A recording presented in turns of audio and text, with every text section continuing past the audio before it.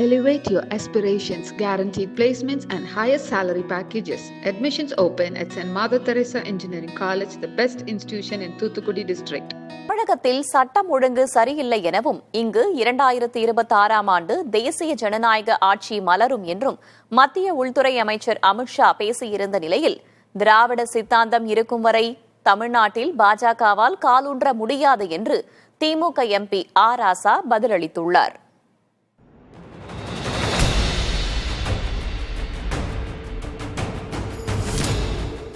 மதுரையில் நடந்த பாஜக நிர்வாகிகள் கூட்டத்தில் கலந்து கொண்ட மத்திய உள்துறை அமைச்சர் அமித்ஷா, டெல்லியைப் போன்று தமிழகத்திலும் பாஜக ஆட்சி அமையும் என்றும், தேர்தலின் போது அளித்த வாக்குறுதிகளை திமுக அரசு நிறைவேற்றவில்லை, தமிழகத்தில் சட்டம் ஒழுங்கு சரியில்லை என்றும் குறிப்பிட்டிருந்தார். அத்துடன் தென் தமிழகத்தில் சாதி பிரிவினையை ஏற்படுத்தி அரசியல் லாபத்திற்காக திமுக அரசு மக்களை பிளவுபடுத்துவதாகவும் அமித்ஷா விமர்சித்திருந்தார்.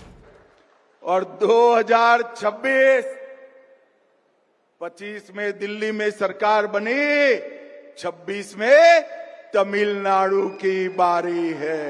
25ல டெல்லியில எப்படி ஆட்சி அமைச்சோமோ அதே போல நண்பர்களை 2026இல் தமிழகத்தில் பாரதிய ஜனதா கட்சியின் ஆட்சி கண்டிப்பாக மலரப் போகிறது. दक्षिण तमिलनाडु में जातीय हिंसा बढ़ाने का काम अपने राजनीतिक स्वार्थ को पूरा करने के लिए तमिलनाडु सरकार ने किया है. தென் தமிழகத்தில் சாதி பிரச்சனையினாலையும் பிரிவினைவாதத்தினாலையும் அரசியல் லாபங்களை கருத்தில் கொண்டு திமுக அரசு செயல்பட்டுக் கொண்டிருக்கிறது. बुजुर्गों और महिलाओं के प्रति अपराध बढ़ा है. இந்த ஆட்சியில பெண்களுக்கு எதிரான குற்றங்கள் மலிந்து கொண்டிருக்கிறது. இந்த நிலையில் அமித்ஷாவின் பேச்சுக்கு பதிலளித்துள்ள திமுக எம்பி ஆர் ராசா, டெல்லி, மகாராஷ்டிரா, ஹரியானா போன்று தமிழ்நாடு கிடையாது என்றும், இங்கு திராவிட சித்தாந்தம் கொண்ட பின்னணி இருப்பதாகவும் தெரிவித்தார். பிஜேபி சித்தாந்தத்தை எதிர்ப்பதற்கு சார் நாங்கள் அமித்ஷாவையும் மோடியும் பார்த்து பயப்படல, அவங்கெல்லாம் எங்களை ஆற்றால் சாதாரண ஆளுங்க. அவர்களுக்கு பின்னால் இருக்கிற அரசியல் தத்துவம் எல்லா இடத்திலும் படையெடுத்து ஜெயிக்குது. ஏன் இங்க ஜெயிக்க முடியல? எங்கள்கிட்ட அந்த சித்தாந்தத்துக்கு மாற்று சித்தாந்தம் எங்கள்கிட்ட இருக்கு. அந்த சித்தாந்தம் இங்க வர முடியாது. சோ திராவிட இயக்க சித்தாந்தம் இருக்கிற வரை அவர்களால் இங்கே காலூன்ற முடியாது. ஆகவே நாங்கள் டெல்லி அல்ல, நாங்கள் மகாராஷ்டிரா அல்ல, நாங்கள் ஹரியானா அல்ல, நாங்கள் தமிழ்நாடு, நாங்கள் திராவிடம், இங்க வர முடியாது. தமிழகத்தில் சட்டம் ஒழுங்கு அமைதியாக இருப்பதாக குறிப்பிட்ட ஆர் ராசா, தமிழ்நாடு அமைதி பூங்காவாக உள்ளதை அமித்ஷா விரும்பவில்லை என்று கூறினார். கூட்டாட்சி தத்துவத்திற்கு குந்தகம் விளைவிக்கும் வகையில் அமித்ஷாவின் பேச்சு இருந்ததாக தெரிவித்துள்ள ஆர் ராசா, தேர்தல் வாக்குறுதிகளில் 98.5 விழுக்காடு நிறைவேற்றப்பட்டிருப்பதாக விளக்கமளித்தார். அமித்ஷா என்ற தனி மனிதருக்காக மட்டுமல்ல, அவர் வகிக்கிற அந்த பதவிக்கும் இது அழகல்ல. இந்த அரசியல் சித்து விளையாட்டுகளை, அருவருப்பான போக்குகளை இத்தோடு அவர் நிறுத்திக் கொள்வது நல்லது.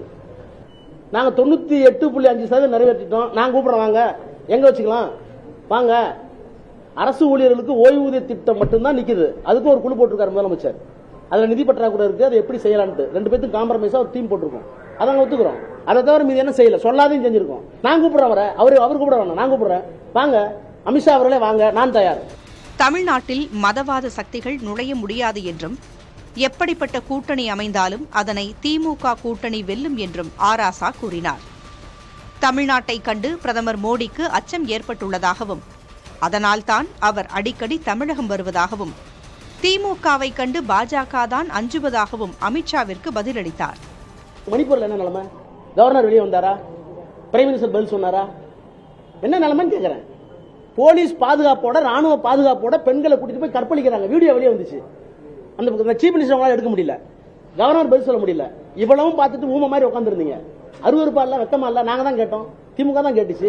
இதுக்கெல்லாம் பதில் சொல்ல முடியாத பிரதமரும் அமித்ஷாவும் மதுரைக்கு வந்து சட்ட ஒழுங்கு சரியில்லைன்னு சொன்னா உங்களை வந்து என்ன, அது எப்படி சொல்றது? எங்களை பார்த்து ஷாக் அடித்தானே நீங்க வந்திருக்கீங்க. அதாவது உங்களுடைய எந்த விதமான பிளவுவாதமும் மத அரசியலும் தமிழ்நாட்டில் எடுபடவில்லை. எல்லா தேர்தலிலும் எங்களுடைய முதலமைச்சருடைய கோரிக்கையை ஏற்று தமிழக மக்கள் வந்து அவருக்கு பின்னால், திராவிட முன்னேற்ற கழகத்துக்கு பின்னால் இருக்கிறார்கள். இதை புரிஞ்சிக்க முடியாம, இதை தெரிஞ்சுக்க முடியாம, இதை ஜீரணிச்சிக்க முடியாம தானே நீங்க வந்து இங்க வந்து பேசுறீங்க. எங்களுக்கு எதுக்கு பயம்? உங்களை பார்த்தா எங்களுக்கு சிரிப்பா இருக்கு.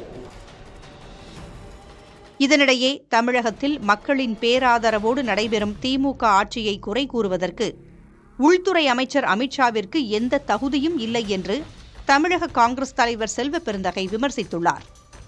தமிழ்நாட்டிற்கும் தமிழக மக்களுக்கும் தமிழ் மொழிக்கும் மத்திய அரசு என்ன செய்துள்ளது என்பதை புள்ளி விவரங்களோடு கேள்வி எழுப்பியுள்ள செல்வ பெருந்தகை, தமிழக மக்களின் நலனுக்கு விரோதமாக செயல்பட்டு வருகிற பாஜக அரசை தமிழ்நாட்டு மக்கள் என்றைக்கும் மறக்கவும் மன்னிக்கவும் மாட்டார்கள், ஏற்கவும் மாட்டார்கள் என்று குறிப்பிட்டுள்ளார். தமிழ்நாட்டு மக்களை தொடர்ந்து மாற்றாந்தாய் மனப்பான்மையோடு நடத்தி வரும் பாஜகவின் மாய அரசியல் ஒருபோதும் எடுபடாது என்றும், தமிழ்நாட்டில் பாஜக ஆட்சி என்பது காணல் நீராகத்தான் இருக்கப் போகிறது என்றும் செல்வ பெருந்தகை விமர்சித்துள்ளார். Elevate your aspirations, guaranteed placements and higher salary packages. Admissions open at St. Mother Teresa Engineering College, the best institution in Thoothukudi district.